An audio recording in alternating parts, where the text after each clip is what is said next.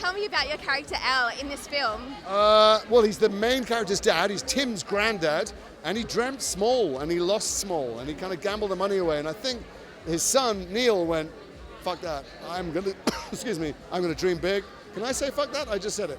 I'm gonna dream big. If I fail big, I'll get up and I'll dream even bigger. And because really of the failure of Al, and Al's kind of small-mindedness, that created this extraordinary man who every time he had a failure came back twice as big and invented the music that we're still dancing to today. Yeah. And what sort of research did you do for the role?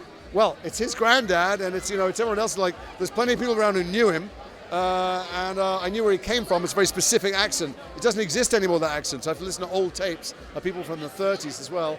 And you get those clothes on, it does. I mean, those collars, there's a strong wind, you get carried away in the air, and those huge hair wigs. And I looked in the mirror, and there he was. Yeah. What amazing! But Tim wrote it. He knew his granddad so well. Like, he was alive for a lot of his life, and I just was steered by him.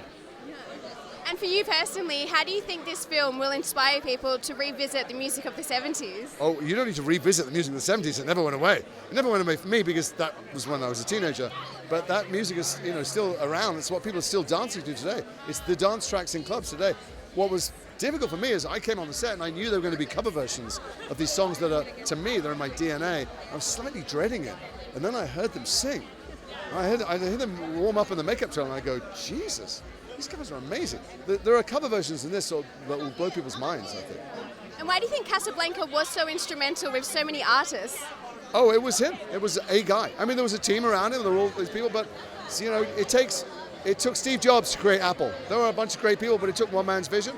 This was a guy who loved music and knew how to make it work. He made the music people danced to. He made the music people made love to. He made the music people drove to. He just got music. It was in his soul. And what do you think audiences will take away from this film? I never know what that question means. What do you take away from a film that you enjoy? I'm asking you a question now. Oh, me? I take away inspiration, hope. I mean, I think you'll have a great time watching it. You'll come out singing. Actually, a lot of people are singing it when they're watching the films. And you'll come out and thinking, I'd like to see another film soon. I hope it's as good as that one. And what's your favourite song of the 70s? Oh, God, don't. I'll collapse. And then I'll hate myself for not saying the one I love later. Anyway, I saw all those bands live when I was a teenager.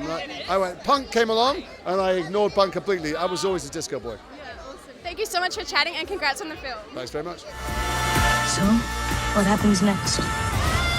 You do.